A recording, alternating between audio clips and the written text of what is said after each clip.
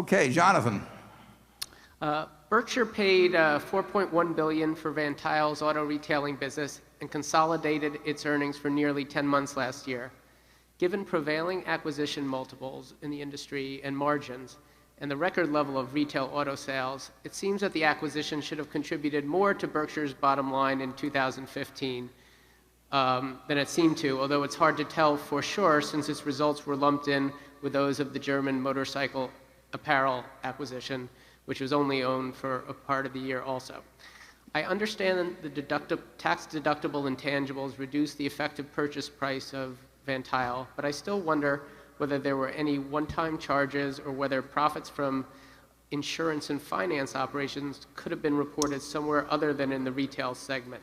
Yeah. I imagine Berkshire is earning a better return on the acquisition than is so far apparent, but I wonder if you could explain the difference between the likely economics of the deal and what I infer from the annual report figures. Yeah, well, you're right about it. It is better than it looks.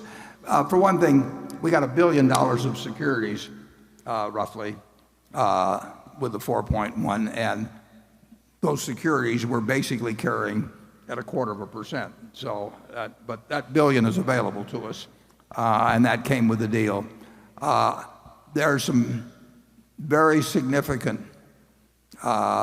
acquisition accounting charges that will continue for a couple of years, and that I'm happy to have taken that way.